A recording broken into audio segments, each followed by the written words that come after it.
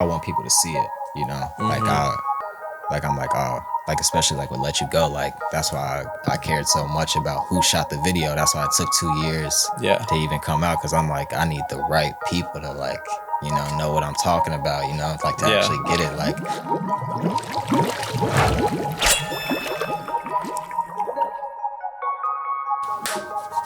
Welcome back, everybody, to another episode of the Soul Serum podcast. I am your I Just Booted Up Again host, Clay Bonine. I am joined by my If You Left Me Right Now, I'd Be Down, Out, and Through co-host, Tanner Mavis. And we are back on the motherfucking Soul Serum podcast, back with another interview, episode number 41. But before I introduce our guests, obviously, I gotta remind everybody, follow us on Instagram and Twitter. Subscribe to us on YouTube, the main page and the TV page. On the TV page, we just dropped the Roadrunner TV documentary. Go check that out. We put a lot of hard work into it. We really are extremely happy with how it turned out, so go give that a look. Also, by the time this episode is out, you should have already watched the Let You Go video as well. And speaking of which, today on the show, we have a guy who makes music to vibe out while watching the sunset. He is no stranger to exploring melodies, and his latest single, Let You Go, is out everywhere, including the video, which, as I said, you should have already watched on the Soul Serum channel. Today on the show, we have Mike Lavi. Mike, welcome to the show. What's up? Thank you for coming on. How you doing? I'm great, man. Yeah. I'm glad to be here with Soul Serum podcast. Thank you. Well, let's start at the beginning here before we get into anything recent. Just tell us where you're from and when did music start to come into your life? I'm from Cincinnati, you know. Born and raised. I've heard of that place before. Yeah, place. It's pretty popular out here in the Midwest. I think it's the best. It's the best Midwest city. You know, people say Chicago, but I think it's all Cincinnati. Too much. Chicago, too much low traffic. key, I feel like is like a cheating answer for that, because Chicago is Midwest, but it doesn't. It's like low key too big. It doesn't encompass the real Midwest. No, I don't think so. For sure. Yeah, for all you Chicagoans out there listening. But no, I love Chicago though. Just saying. But but you've lived in Cincy your whole life though. Yeah, always been here. Yeah, nice. Other than 2 years in Mississippi for I went down there for college. Southern Miss. Southern Miss. Oh, yeah. How was that? It was fun. Yeah, I had a good time. You know, it was like I actually did some music down there. Yeah, I went down there for I did choir. Oh, wow. For real, yeah, I got a scholarship. I was going to say, is that why you, were you in college for music, or were you just doing music while you were down there for college? I went for music because they gave me a scholarship, but, I knew, I didn't want to do music. Mm-hmm. I was just kind of, just doing college, you know? Yeah. And they gave me a scholarship, and I was like, you know, I want to lead a state, so, you know, I want to go somewhere where I don't really know nobody. Yeah, see if I can, you know, do my own thing down there. And how was it? It was fun. I met I got some lifelong friends down there for sure. Damn. I would go back and visit. Mississippi, it's not as crazy as people think, you know. People think it's all, you know, Southern. That one side. Yes. But that's really you got to get to the sticks. Our sure. sticks, the sticks here is just like the sticks in Mississippi. Yeah. Seriously. It's a lot of diversity down there identical. in those southern states too. Yeah, for sure. In certain areas. But yeah, I was doing music down there, and I didn't really like the music I was doing. I've always done choir, probably since 8th grade. And well, that's a good segue. Before you started making music seriously for yourself, what was your early intro to music in your life? What are your parents playing when you're growing up? Oh man, everything. My dad is a big music head. I was listening to everything from jazz and you know, 60s doo-wop shit and up to rap, any rap music, my dad was just a music head, all genres. I'm I probably started really loving music when I was only like 6, 7 years old. Wow. Yeah, and he was like, and I remember I wanted to have like hella music shit. Like I wanted like what is it, like I wanted a CD player. Yeah, hella bad. And like he had got me one. And then I used to listen to that hella. And then they came out with the little iPod Nano. And that's when I really started geeking over music. Like same. I used to mess up so many computers, just viruses on them. Same. Yo, I love that so many people like in our age group have this similar story of just wrecking the family computer with a bad LimeWire file, bro. Terrible. I have, Mom, if you're listening, I'm really sorry about the family PC. When I was a kid, I was just downloading like Weezer discographies from fucking, what was the one torrent website? Pirate Bay. Pirate Bay fucked up my family's computer, bro. That's what it was. It wasn't even LimeWire. Pirate Bay fucked my family's computer. Going back to what you were saying, like you saying you had your own CD player, and then you got your own iPod Nano, which I have had a similar like progress of as far as like listening to my music and shit. But like, there's something about like owning and holding on to like your own CD player, your own iPod Nano, and like finding your own music that like your parent, that's not being like force fed to you. You know what I mean? Like it's yours. It's your own little like world for you to like submerge yourself in like every day to like zone out to as a kid, even if you don't even realize you're consciously doing it as a kid. Like, man, I don't know. It's something to that. And at the same time, like other than your video game and like the TV, like that's the most advanced piece of technology like ever at the time. Like there was nothing. So like I used to cut hella grass actually when I was like, probably like 10 through like 13. Like I remember in the summers, my dad would make me cut hella grass. Like I remember music. Like he would just like, we was doing hella grass. And I remember I was just listening to hella music. And I was just like, I remember just getting through the day, just singing, like just hella singing along to shit. Like it's like, like Minnie Riperton, like the OJs, just like hella bands. Shout out Minnie Riperton. Man, so I'm like I love bands, bro. Like old black bands. Like we used to like do all the dances and singing and shit. Like I really, we never getting back to that. Like, and I think it's live, but like it's sad at the same time. Yeah. Like, I really love, like I respect the talent and I respect a lot of music. It was special for that era. I want to talk a little bit more about that, but a little later on. So we're gonna pause on that thought. When did you start making music for yourself? Like when did you go, all right, like I would love to record something or I would love to make some music? Where did that start? Man, so when I was like 17,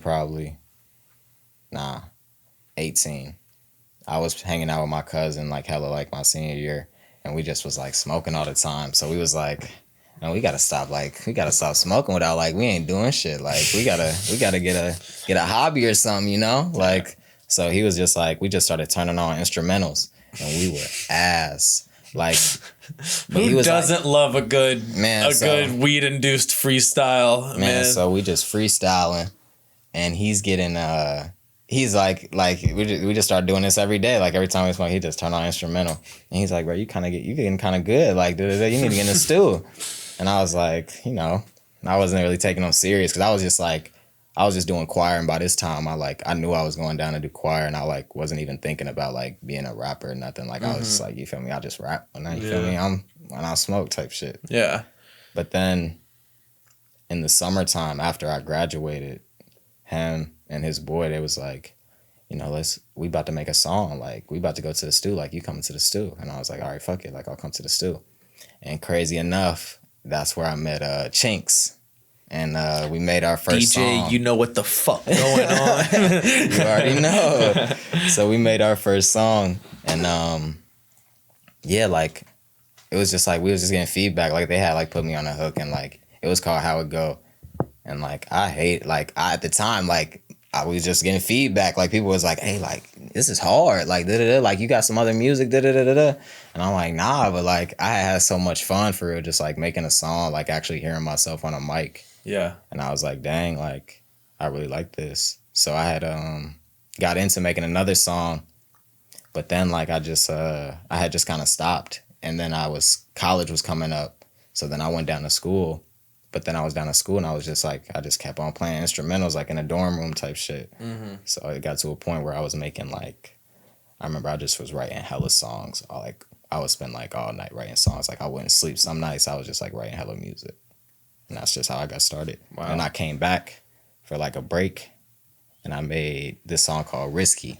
And that shit did like 15K or something on like SoundCloud. And I was like, oh shit. Like, and like people at school, they was like playing it at parties and shit.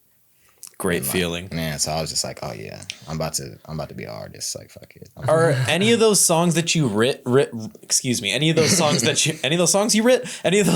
you wrote in the dorm room, or any of those like current songs that you have out now, or were those just practice rounds? So I had put up there was 2 songs that were still up from the dorm rooms. No, there's a few that are up because I forget the name of some of them, but they're on my SoundCloud. It's like my earliest ones. I had took off one because I was saying too much wild shit. My girl was like, she was like giving me the side eye when we first got together. She was like, because I remember I had like heard my music. I was like, oh, I ain't gonna show her my music yet. But then she had heard my music, and then she didn't say nothing about it at first. But then we start getting serious. And she was like, that one song, you made, and I'm like, what? And like she played a song, she like, you know what I'm talking about. So I had took the song down. Damn. But then Risky, I had recently I had played it and I was like, oh, I hate this shit. Like, because I make so much music now, so I wasn't really liking. So I had just what is it on SoundCloud? You can just like archive it. Yeah, so I had just like archived it. The 2 earliest songs you have on your SoundCloud are Dollar in a Dream and Overdosing. Those are both from 3 years ago, and then it skips to Rihanna from 11 months ago. Yeah. So it looks like you've taken off a little bit of music here, archived a little bit of music. Man, so but it's crazy because during that time I never probably stopped writing music. I just stopped. I didn't have a place to record. Like I would be at college not recording. Or just I remember I moved up to Athens in Ohio and I had got my house got robbed and they had took all my studio equipment. That's when I was I had moved up there. I was like, bro, I'm about to record myself every day. Man, what? All my stuff got robbed. So fuck that. God so I was damn. I was just focused on, for a while, for a long time, I was just focused on just making money. And then I realized for a long time, I probably made so many albums, since I started making music. But then I started to just see other people just dropping albums and stuff and just it not really doing nothing. And I felt like I really cared about what I was making. So I was like, I don't want to drop it and nobody care. So to this day, I still ain't dropped the album, but I'm trying to but now I know so much more about I feel just music in general. Yeah. So now I'm getting to the point where shit is gonna matter when it comes out, and that's what I'm glad I really get into. It does feel bad to spend so much time on something and then release it and nobody cares. It's just it hurts. Hard. I understand that. So the Let You Go video is out now. Let's talk a little bit about that. I just want to start with the beat first of all. Big shout out, DJ Chinks. DJ, you know what the fuck going on. He gonna be watching this. I know he's definitely gonna be watching this. I love the sample that he used. It is that classic doo-wop sound. It just immediately puts the listener in this old school setting. What was your first reaction and first thoughts when he played that beat for you? So we went on. We actually made it together. Oh wow! Crazy enough, we had me and Chinks since that day, that story I just told. Since that day, we've been making we've been locked in low key in the that man loves to work. Yeah, dude's a workhorse. Man, so we got to the point where it's I'm damn, I don't even want to I don't want you to send me beats. I want to be right there when you make them. So I'm trying to think. It was 2 years ago, and it was cold as hell. And he was doing this thing with his mom. He was I guess flipping a house, right? So it's in the middle stages of flipping a house. So he's like, we can't record in my crib right now. And I'm like, shit, I'm trying to make something. So he's like, all right, I know someplace we can go, right? So we get there it's no heat in this motherfucker, right? It's cold as fuck. And he's like, okay, like, but we set up. So we set up, right? And we find, we get on, I think it was like, we had just found a loop. We went on Looperman and just like found a loop. And it was that, but it was like, it was pitched all high and weird, but like we just, he had pitched it down, and then we just, we made the bass line together, and then he did all like the, pretty much the other shit, like the techie tech shit. Cause like I can like I know music from like just doing music, so I can like read music and shit. Like, you know, the rhythm too, like, so as well. I help with the like bass line and like hi-hats or whatever, and just like kicks and shit. But like he does all the like engineering, like on, like I'm pointing that shit, like nah, that's not right, nah. Yeah. But then we got it. It's like Young Thug and Lil Durk in the studio or whatever. You're what's that picture of them too? When they're it's like I forget, the meme is really funny, but it's like when they're at the computer and Young Thug's standing over him, like pointing at the computer. Young Thug really got some of the best memes out here. It's like when it comes to that laptop, bro. He looked like he really like be breaking into shit, like code and shit. I literally saw one the other day that was like hot girls are like, yeah, this sounds insane. Go ahead, post it or something like that with that meme. So you all made the beat together, and then in that time, like, were you already formulating ideas for the song concept, or did you have to like let it sit first and then kind of come back to it? As soon as we pitched it down and like added the beat, like I like already had the song in my head. Like I remember I was like, bro, this about to be some shit. Like I was like, this gonna be some shit. I'm like, I'm about to make some old school shit. And I was just like, and I didn't even write it down. Like I had got on, we finished the beat, and as soon as we finished it, like he threw it on there, and we probably recorded it in like 30, 45 minutes. Wow. Yeah. Damn, it was one of those songs that just like comes right to you. There's just like a magical force that just is like, cause like here you go. I was just like, damn, like this is fire. And I was like, I remember at one point I had got kind of stuck because I was like, I don't know how I want to do the verse. Mm-hmm. But then I was like, you feel me? I'm just gonna rap on it. So then I think we already had put a kick on it. So it was like, it kind of had that kind of like, you could kind of like rap on it. Little bit of a bounce to it that you could kind of go for. Yeah, so I just did that, and I was like, damn, I finished it, and I thought about adding a second verse for a long time, but then I was like, nah, it's cool how it is. Like, people like short and sweet shit anyway. Mm-hmm. Well, what I think is really strong about the song is that, like, there's two routes you can take on a beat like that has this old school retro flow where you can do the opposite and be like, okay, I'm going to do some like real fast shit or some real crazy shit on this because it's a juxtaposition to the beat. Or the route that you went, which I prefer better, is to play into that theme of the beat and kind of keep this old school like retro vibe going with it. Yeah. But it was a clear cut thing from the beginning though. Like you knew exactly what you were doing. Oh yeah, I remember I was like, oh yeah, because I remember I was just singing in that motherfucker. And I remember you telling me it was cold as hell, so like we was really trying to get out of there. But I was like, bro, I gotta record it. Yeah. So I was like, I remember I heard it. I was like, oh yeah, I was like, yeah, this about to be heat. And then I just started singing, and I was like, I be having like good singing days and like bad singing days, and like I was just feeling it that day. So I was like, fuck it. And I don't think I never re-recorded that like in 2 years. Like, wow. Yeah. Damn. I didn't know that you all have been sitting on that for 2 years. That's crazy. Yeah, we made it before. I remember he showed me that like a whole year ago. We were at the Purple House, like man, yeah. He had like just moved in, I think, and he came over with his girl and showed me the song. Also, side note about the video, I showed my girlfriend the video, and she was like, I hope that's his girlfriend there. And I was like, yeah, dude. She was like, I just like, by the way that he was like looking at her, like I was really hoping that was his actual girlfriend. And I was like, yeah, it's all good. That's real. That's real right there. But let's talk about the video a little bit too. I unfortunately couldn't be there on the day of the shoot. This is a question for both of you all really, but just like run me through it a little bit. Cause it was kind of like a larger set than for a lot of our other videos that we've done. There seemed to be a lot of people that day. That was our biggest set that we've had yet, I'm pretty sure. What was that? What was that like for you as the artist, and also what was that like for you, Tanner, as like kind of the overseeing the producer and all of it? I mean, shit, it was lit. I wasn't there for the Dixie Chili scene, I had something going on earlier in the day, but like from all the pictures and shit, the Dixie Chili scene looked crazy. First of all, like, I love Dixie Chili, bro. Like, Dixie Chili is my favorite chili around. Like, it's Newport. Like if you're a Newport kid or Kentucky kid, like, after hours on a Saturday night, it's 2 or 3 a.m. and you're fucked up, you're going to Dixie Chili and getting yourself a few conies or a 3 or whatever.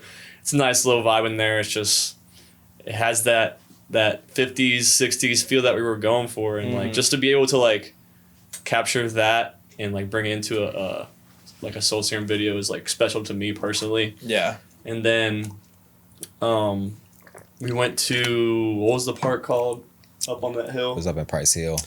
I can't think of the Hyde name Park? of That's the not park. Hyde Park. No. It's got that lookout though, right? Echo Park. Echo Park. Right. Yeah, Mount Echo. Yeah, I've never been over to that hill. That has the best view in my opinion. Yeah. It has the Cincinnati sign right there in front of the city. Yeah. It was cool, like capturing that, and then the Starlight. I've never been to the Starlight Theater before, and to be able to like have it all clear. And just like just for us, and just be able to like that was crazy. And I got the fucking convertible too. What was the I forget. 1957 Mercury, man. Mercury, yeah. Shout out to fire. my boy. I forget what his name is, but thank you for letting me use the car. I didn't realize. Like I get why people want to drive those and have those types of cars. Like that thing was like. Sitting in a fucking so smooth and just like lean back in it. It has a totally different feel to it than like cars nowadays. Like I get it. It's like driving a boat. Yeah, literally. Yeah. Did you get to drive the car? Yeah, I like for a little bit. Like I drove it like up, like in the one scene, like I like had to drive up into the spot. Like the radio didn't work or anything in it. It was just me in this fucking car for like 45 minutes from Lebanon down to where we were at. I'm like, damn, this is a vibe. But yeah, like overall, bro, like it went like super smooth. Like nothing really like went wrong. Like everything, like we went from scene to scene like very quick. The only like thing we ran into was when we went to the Starlight Dine-In. They were playing. We got there at the beginning of Jurassic Park, so we had to watch Jurassic Park for like an hour and a half before we could actually shoot at like 1:30 in the morning. Damn, I did not know that. That's funny as shit. Yeah, there's a bunch of people there. You get there and you see the opening credits of Jurassic Park. Like, yeah. Fuck, man. So we all just sat there and just watched the Jurassic Park movie, chilled. That's kind of nice though. That's kind of fun. We were tired though. Like we want. It was a last scene. We were shooting all day long. We were just like, we want to knock this out and get it done. But as soon as we got it all set up, it took us about like 30 minutes. And then we got out of there.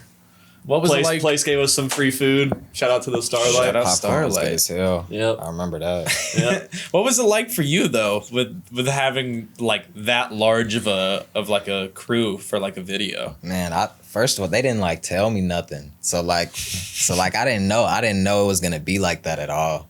So like when I pulled up, I'm thinking like, oh, it's just gonna be like John, they're little like, couple everybody people, will be in the crib. People, yeah. So like, nah, it's like 6 motherfuckers I don't even know. Like I ain't never seen before. And they had hella equipment. They setting shit up. They didn't even give a fuck about me. Like they was just doing it. They was like, oh, set this shit up. Like I was like, I had to go introduce myself, But I was like, damn, it's like a set. Like, I feel like I was on a movie or something, like a movie for real. So I was like, it was just a real like, I was like, damn, they showed out. And like we've been cool since like before the video. Before the video. So I was just like, dang, like they really showed out. Like, so I was just happy about that. I mean, first of all, shout out to Noah and all of his film homies for helping out Jamie and everything. And Snow. Yeah, but whoever the director was, not my boy John over here, the GOAT. But the AD, he was he was my favorite, man. Jamie. I'm like, he need to be in Hollywood or some shit. Like he had all his those iPad. Guys. He was jotting his shit down. I was like, oh my God. I was like, is this for me? Like, all those guys went to film school. They're all trying to be on movie sets one day. So like being able to like be on a music video set with like a decent budget to be able to like have a gaffer, have an AD, like have all these different roles like play their part. Like I love bringing all these guys on because like it makes the set feel like a movie, like so you said. real. It makes it feel real, so everybody's just on point the whole entire time. Yeah. It's high quality, and especially when we have an AD, when John is just has to worry about directing. Yeah. Like, it makes things super, super smooth, and we can move from one thing to another. I It's a lot think more fun that way too. And I'm not just saying this just because we're doing the Mike Lavi interview, but this is my favorite video that Soul Serum has done, that we've done so far. Just because it shows that the extra work got put in. Yeah. Honestly, not that any of the other videos. It's not like we didn't put work in for other videos or anything, but the video, like I said in the group chat the other day, it's simple. It's clean. It moves along at the pace that it should, and it perfectly encapsulates the song. Like, I think it really shows that the extra work got put in. The colors are super fire too. Like, in every scene. Man, Shout out Fiki. Shout out Fiki. Yeah. Good colors. I Good love colors. that. Fiki color graded it. Yeah. Shout out Man. to Fiki. Fiki's filming today, by the way, for anybody listening. Usually Fiki isn't here, but he's here. He's behind the scenes right now. But yeah, overall, great fucking. It's about to be The vibes. Yeah. The vibes. I had to say it in present tense because the video It's already out dropped. right now. It's already at 100K views. Man. 100 million. But it's lit. I'm very happy that we got this done. Ever since I heard the song, I knew we wanted to do Yeah. it. I'm happy everything came together. For sure. It was a great time out of everything. Like, it was a really great time. Like, I remember. That's important too. And damn, like, I was thinking, like, all of, where was that at? The Starlight Diner. It's Not Amelia. the diner. Amelia. So, yeah. Why the fuck, right? When this video hits, all of Cincinnati, and, goes viral or whatnot, why is the only Sonic in Amelia, right? Why is the closest Sonic to Cincinnati in Amelia? It's like a 40, 50 hour long drive to get to this Sonic. Like, I love Sonic. Yeah, facts. Like, we don't got shit out There here in used to be a Cincinnati, Sonic. man. There used to be a Sonic here in Campbell County and Yep. in Alexandria, but it's not there anymore. I remember that. Man. Damn, I didn't know that. Also, if anybody from the Zaxby's Corporation is watching, why the fuck we ain't got a or a cookout? Why the fuck we ain't got a Zaxby's or a cookout up here? That's crazy to me. Cookout, the Yeah, best fast food right I next to ever fucking had. Wendy's down the street. They're putting a fucking McDonald's fucking there. McDonald's, bro. I'm so And there's a pissed. McDonald's right down the hill. I just had this conversation with my girl the other day. I was like, why the fuck are they putting this McDonald's right here? There's one 2 miles away. Oh, McDonald's it's will not put some they. shit. It's not they. Like, it's McDonald's themselves. Like, True, it's real true. estate. Like, Bro, they'll put some shit there just so nobody else can. exactly. Like, literally. It's competition. Literally, bro. Y'all ever seen the? Yeah, we was talking Yeah. about movies before this shit, but have you seen Ray the Kroc? Founder? Yep. Oh my god. I have not watched Crazy. that Man, one. now I know why McDonald's. I can't even eat that shit, man. But that dude, he's talk about a cutthroat, monster. man. Like if he was still doing like, I think he's dead. But like, he's passed man, away. that guy. Ray Kroc. He's supposed to be dead. That's man. on That's HBO. a bad guy. That's a on bad HBO guy. too, right? I see that. It was on It's on Netflix. Netflix. Is it on Netflix? I feel like I've seen. I'm gonna Google it real Man, quick. he I did remember something. He was like, he seeing- did like a handshake deal, right? For the guys who actually made McDonald's. He was like, okay, like, handshake. I'm about to take, after he already finessed them for everything. He was like, all right, we're going to do this last handshake deal. And this is basically like, I'm going to cut you off something. I'm taking everything, but I'm going to cut you off something. And this was a handshake deal. Never even broke him off the little bit that he said he was going to. Never ended up giving him nothing. I was like, man, this Christ. motherfucker right here. The McDonald's brothers got fucked. Yeah, they didn't get nothing. Oh wait, hold That's on. Oh, I crazy. thought it was. I didn't realize it was Michael Keaton. I thought it was a documentary. I didn't realize this was an actual ass. That's like a little movie. Damn. I prefer it that way, where it's like It was it's not like fire. a documentary where people are just talking about it, like an actual. You're seeing movie it and like you're play living out. it. Yeah. McDonald's. Hey, if McDonald's is listening, fuck McDonald's. Y'all heard it here Fuck first, McDonald's, man. but y'all can give us a sponsorship and But yeah, but if We'll take it all back. if you want to pay me to talk about it, then I will. I'll talk about it in a very nice way. Y'all want me to do a Travis type commercial? Y'all want to call some Lavi fries? You feel me? Lavi fries. fries. Yeah, we can get something popping. What's up, everybody? Clay from the Soul Serum podcast here. I just wanted to take a break and say Tame your pubes with help from our friends at Manscaped, the champions in below-the-waist grooming. Their 4th generation performance package includes the new Lawnmower 4.0, and be one of the 2 million men worldwide to trust Manscaped with their below-the-waist grooming. The Olympics are currently happening as I am recording this, and if there were podiums for men's grooming, I'll tell you what's going to be in the #1 spot, the Lawnmower 4.0. Thanks to the cutting-edge ceramic blade and the skin-safe technology, you are going to reduce your grooming accidents tenfold by using the Lawnmower 4.0. And I'll tell you what, before Manscaped, I definitely had my fair share of grooming accidents. Things that I would not like to share with the people at home that happened to me as a young buck trying to get my below-the-waist grooming in check. In the spirit of the Olympics, after you get your gold medal for men's below-the-waist grooming by using the Lawnmower 4.0, how about you show your balls some good sportsmanship? Use the crop preserver, use the crop toner, freshen your boys up down there. Your girl will thank you. Those are both in the performance package, as well as the weed whacker, a pair of boxers, and a travel bag to hold all of your goodies. Manscaped has got you covered in every angle this summer. If you all want to support the podcast and you all want to unlock your confidence, then use our code at manscaped.com to get 20% off and free shipping worldwide. The code is Soul Serum Pod. That's right, you heard me. Use our code Soul Serum Pod to get 20% off and free shipping on any product worldwide. Achieve pubic glory this year by using Manscaped. Now back to the podcast.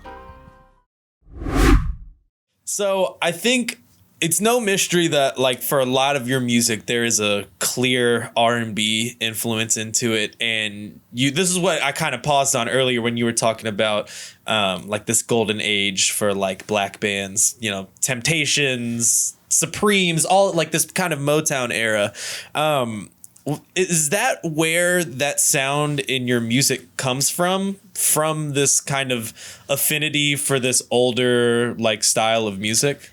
Sometimes it does and sometimes it doesn't. Like, it really all depends on the beat, you know? Mm-hmm. Like, if I hear some more beats like Let You Go, like, I'm gonna do the same type of thing. Like, it's just gonna come to me. Like, it's never like I go into it like, oh, I want to make a song like that sounds like this or it sounds like that. It's all starts off with the beat. Yeah. So if, like, I can sing on something, I'm gonna sing on it. Mm-hmm. But if, like, it don't really call for it, I'm real selective on, like, beats and shit nowadays. But I feel like even in the, like, music that you have out that's not necessarily, like, R&B-ish, I still think we, like, hear that kind of... I kind of sing when I rap. Yeah. There's a certain, like, melodic quality to it. And I didn't know if you, like, had a specific, like, thought about that or a specific influence. Or is it just kind of a culmination of, like, what you grew up on and the music that you listen to now? Yeah, it's probably just a culmination. Mm-hmm. Like, just all the music I've ever listened to.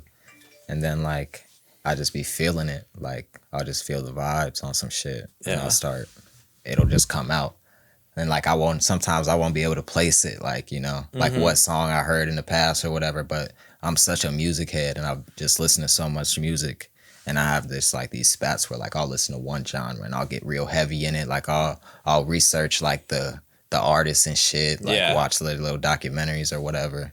And, like, I'll just really be into it. Like, I don't know. I'm a music head. Bro, I'm the same way. I'll get into weird genre, like, I don't want to say rabbit holes, but, like, kicks. Like, for a while I was on, like, a Talking Heads kick, and I was just like, bro, I'm, like, all this weird 80s fucking, like, synth pop shit is, like, so wild to me. Like, I have to learn everything about it. I feel that. Yeah. Do you listen to a lot of, like, R&B, like, contemporary R&B as well? Or are you... Like new R&B? Yeah.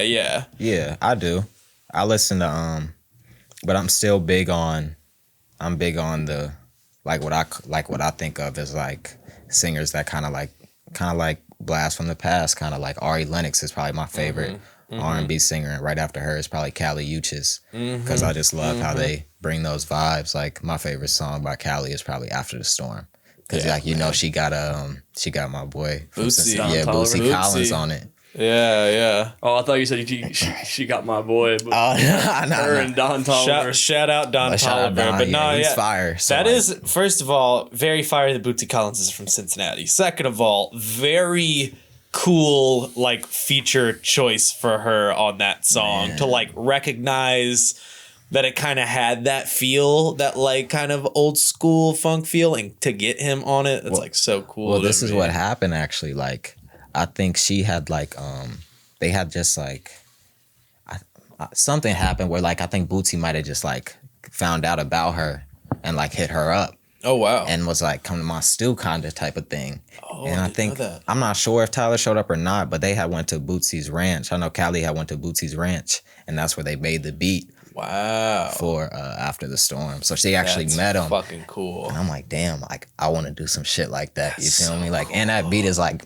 If I had that beat, you feel me? I'd snap. But man, if I had that beat, bro. If I had that beat. I love Kali. I love her beats too. You like everything. And Ari Lennox, like just artists I feel like, really take a lot of time to pick their beats and like definitely actually make something that's gonna last. Like I feel like Ari Lennox made a album that's gonna last a lifetime. Like I'm probably gonna wake up like how my mama did on Sunday morning, like make my kids get the fuck up, you feel me, start cleaning, you feel me, turn on that album, and like that shit is time. When you hear that bass line rattling through the walls, you're like, fuck. Oh yeah, it's time to get to cleaning. Here we go. It's time to get to it. So recently you performed at like a Juneteenth event in Chicago, right? It was actually. That's what's crazy. I thought it was in Chicago, right? Day of, I find out it's in Gary. It's on this beach. It's on this beach in Gary. But the beach was nice as hell. I swear, it's the nicest shit in Gary. It's like they put. Where is Gary on Lake Michigan? Is that? I don't even know what it was, but it's like 45 minutes from Chicago. Yeah. Gary, Indiana, and they got this beach, and it's like a little park. And yeah, I got to perform there, and it was like a real like kind of all ages crowd. So yeah, I remember I had some, so I didn't know who was gonna like what kind of crowd it was gonna be. So I was like, oh man, it's like I seen a couple kids. So I was like, oh Chinks, take this off. You feel me? Put this on. But they ended up they liked it. So I was like, I felt good about that. And I don't really perform a lot since all the pandemic shit. Like I remember me and like Chinks used to do shows, and I would perform at some of them. But like. This was the first time I really performed in a long time. So I was like, it was good to just like get in front of people and, have people, tell you they like you and like they wanna follow you and stuff like that. It's good. So the crowd, well, that was going to be like that was kind of one of my follow-up questions with it was like, was it a good crowd? Like, cause it's kind of like on the tail end of like the pandemic, people are still kind of like reintegrating themselves into situations like that. But the crowd had a good energy though. No, not black people. Black people been outside.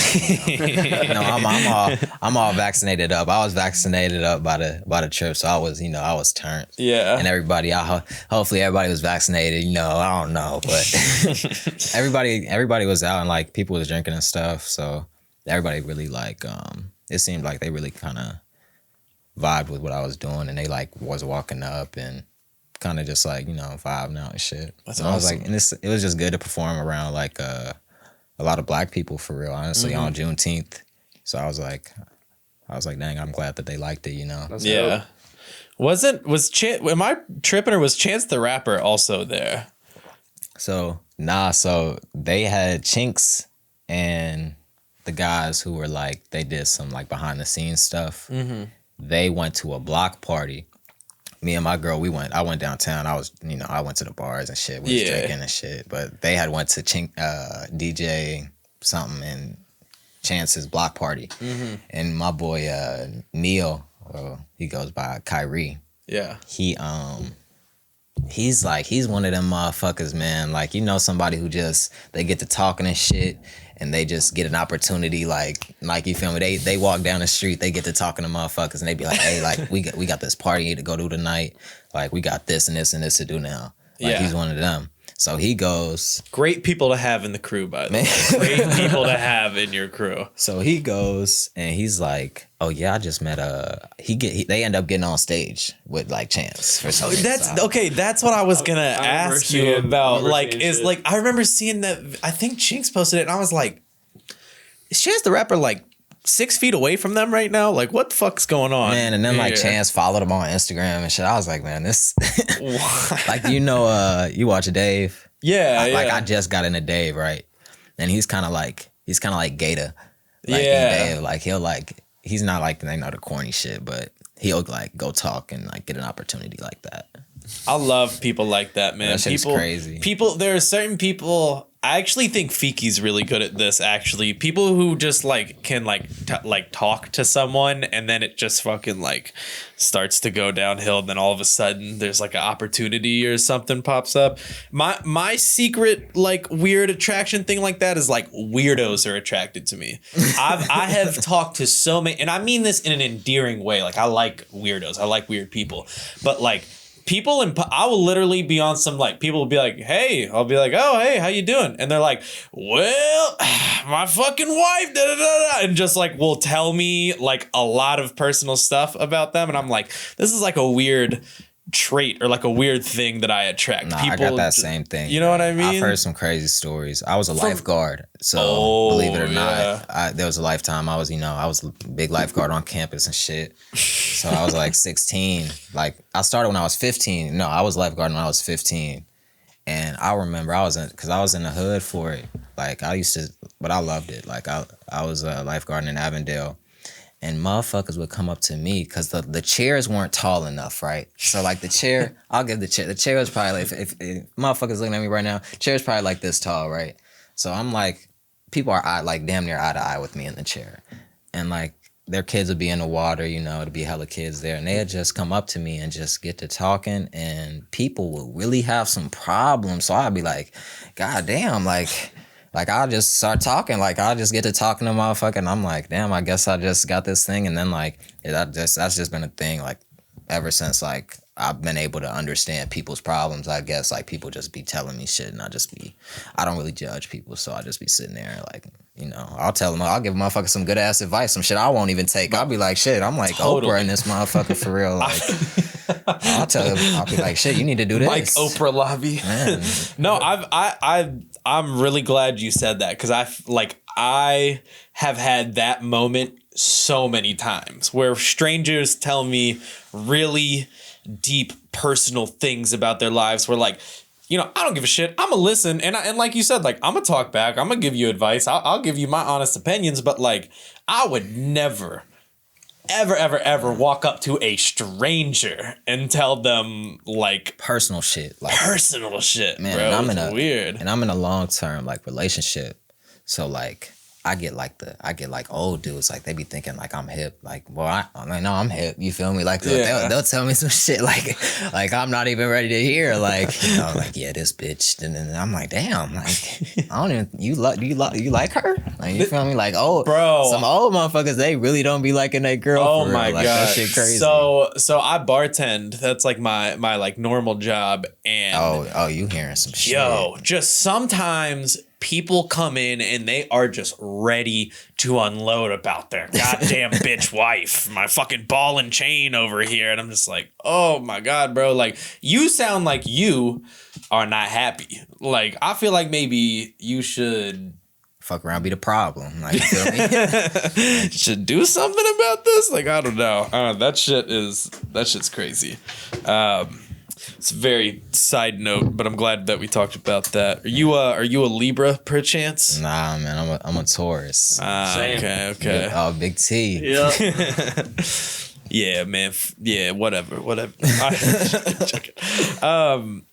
This is a question you kind of touched on it a little bit earlier, but let's dive into it a little bit more.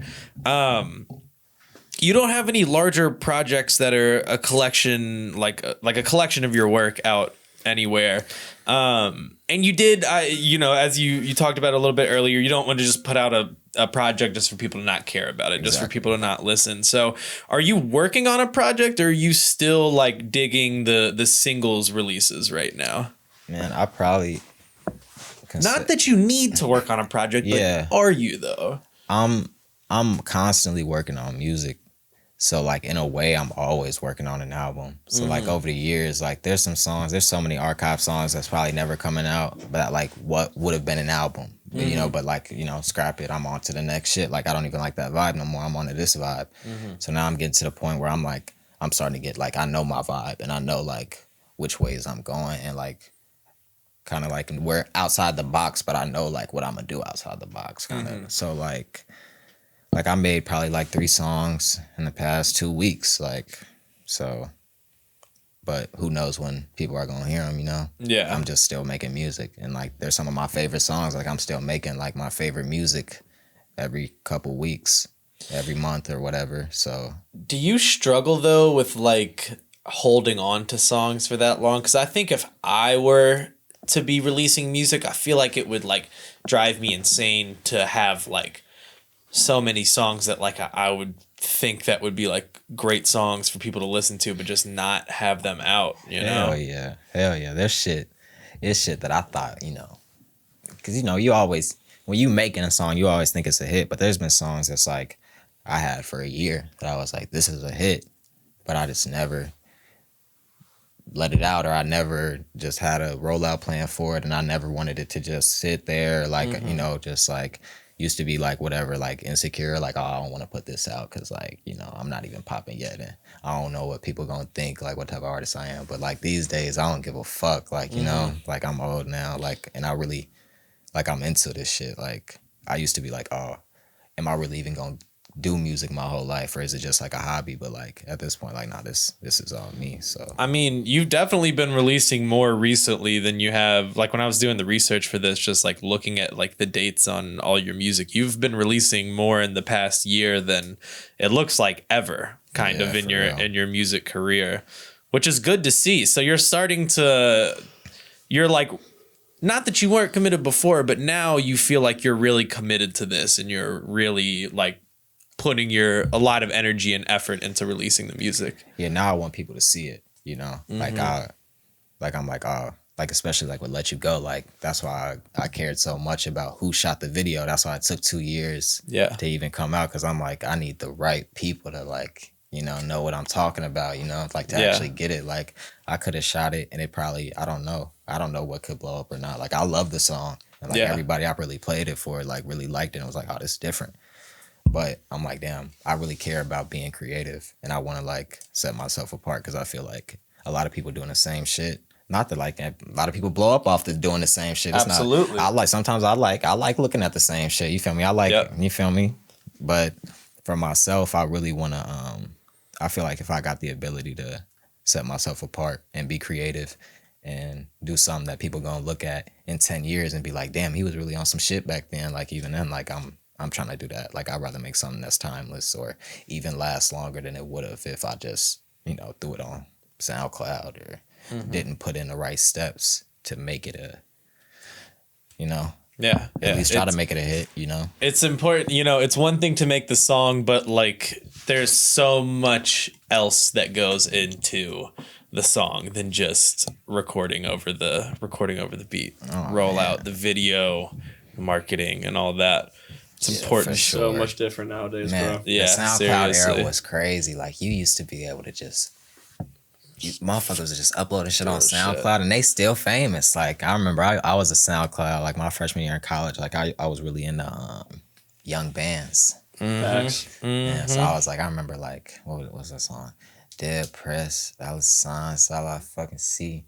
Cash was every man. I was like, damn. I was like, he wasn't even like his videos. Like he wasn't even doing shit. Like he wasn't even putting in hella effort for real. Like the video, that was that time when the videographers was just going crazy. Well, the thing about Young Bands is he got on by getting on that X song. What was it? I Love It When They Run. He was on. He was featured on that song with X and I think it was it wasn't Ski Mask. It was Young Bands and somebody else, but he got featured on that song. Damn. That's how he started getting a lot of more attention to his name. I didn't even know that. And then obviously he made a lot of like SoundCloud hits on his own. It is Ski Mask on that song, by the way, as well. Yeah, Ski Mask, another one. That SoundCloud era was crazy. Like, I love it. It's starting to come back. There's a whole SoundCloud scene starting to like take off again. Like that Rage, kind of like what's that song with Trippy? Miss the Rage. Yeah. Like but yeah, all those like rage beats and shit like that. Yeah, man. SoundCloud is it's interesting right now. I love SoundCloud. I mean that in like a good way. I mean that in a good way. I want it to come back. The big thing about getting popping on SoundCloud is collaboration. Like you need to make songs with other popping SoundCloud artists. Yeah. You gotta get reposts by them. Like you gotta be in that community. Okay, so it's kind of like a cross. Yeah. Like it's really hard to like pop on SoundCloud just by just like posting and then not like interacting with the community on there. You know what I mean? Yeah, like, definitely. I know everything is more leaning on like DSPs, not like Spotify, Apple Music, all that, which is great. You'll make more money that way, but yeah, you want a community though. Yeah, from my experience in the last 5 to 10 years, bro, like the early adopters of underground experimental music are on SoundCloud. Yeah, like very true.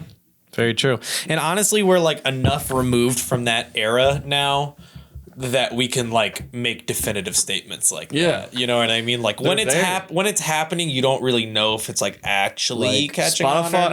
Spotify users are looking to get playlists and like they'll just go shuffle through a playlist and if they find a vibe they like, they'll add it to their own. Yeah. But SoundCloud people are actively in the community searching for new wave shit, like something that they haven't heard that isn't the mainstream. Like like everybody that blows up off SoundCloud, they fucking hate it when they blow up because they're not their little secret anymore. Right, you know what I mean? Right. Like the people that are on Spotify and like mainstream listeners, they don't give a fuck if you're underground or mainstream. They just care about what you give them. You know what I mean? Yeah, I didn't even know. That's crazy. I feel like I like that though. I'm definitely more.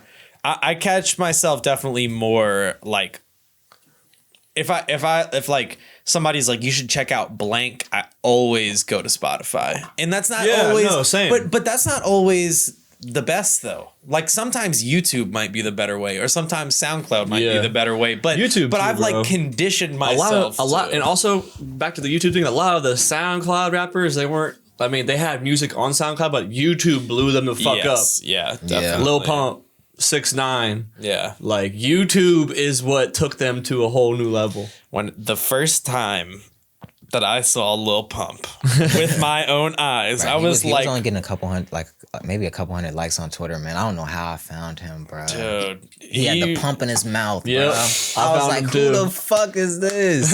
With like the worst dreads of all time, too. Just like barely twisted dreads. That's when I liked him now. Yep. I was like, this motherfucker crazy. Yeah. Like, I remember I was showing people, I was like, you ever seen this motherfucker? Now he's like fake crazy now. Have you gone on Lil Pump's Instagram anytime? He's got too much recently? Money now. It's he like it's like that unfortunate paradox of like once you blow up, it was like he was always you're like not that, raw anymore. Yeah. Look at this motherfucker right here, bro. Look at this fucking He on a Cardi wave. That's Cardi. Yeah. That's that Cardi influence. Damn, you are right. Bro, everybody's trying to be Cardi. Everybody want to be a bad bitch. She want to be Cardi.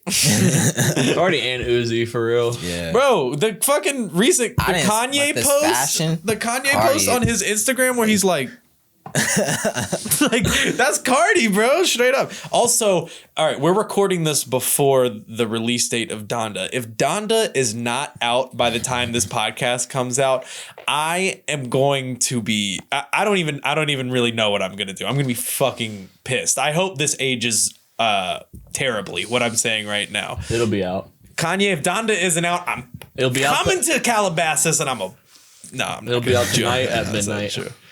Is it tonight? Yeah. It's Thursday. Tonight. Should be. Well, is there anything else that you guys want to touch on before we wrap things up and get out of here? Nah, man. I'm gonna say shout out to everybody who's watching the video. You know, get out there and watch Let You Go. Go look up Mike Lavi. Go through all my music. Shout out to Soul Serum. I love these guys. They really brought my vision to life. This is like This shit felt crazy. And yeah. Yes, Sirski. Black Juice. Where Black can they Juice, find Soul you Serum. on socials? Look me up. Instagram, Mike_Lavi. Twitter, Mike Lavi _. But my Twitter's a little more raunchy. I don't know. It's my Instagram.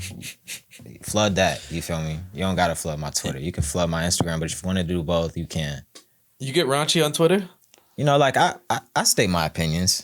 Okay. I'm a basketball head too, so I'm like I'm NBA Twitter. Okay, all right. Well, before we get out of here, let's talk about it a little bit. What'd you think of the finals? First of all, who did you want to win?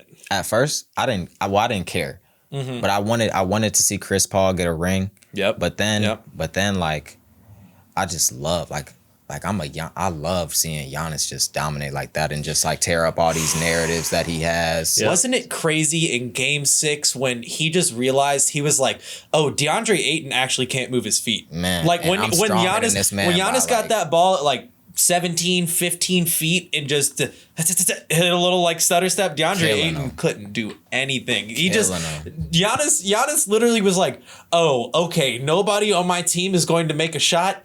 That's fine. I'm just going to run into DeAndre Ayton and beat him every time. And he's so humble too. Like so he's humble beginnings, just humble everything, and just like he's humble, but he knows he's a beast. You feel me? Like just like kind of, you feel me? Like the Lil Herb shit. Like he a humble beast. Like that's how I feel about Giannis. Like. And yeah, I just love to see him win. 50-piece McNugget. 50-piece McNugget in the finals. Had the Chick-fil-A for that in the finals. Man. Yeah, that shit. Yeah, no McDonald's, Chick-fil-A. Well, I don't really. Bro, the last 3 years have put him into higher ranks, bro. Like 2 MVPs and then a Finals MVP. Dude, those tweets that are like his resume at 26, Finals MVP. NBA champion, crazy. 2 MVPs, most improved player, defensive player of the year, all-star MVP, 5-time all-star. Shit like that. It's starting to look like he could very well be the GOAT. He's going to. I mean, it really depends on how the rest of his career plays out. But he has, with that resume at age 26, he could very well play for another 10 years probably. He has an opportunity to it's gonna be tough. It's gonna be tough.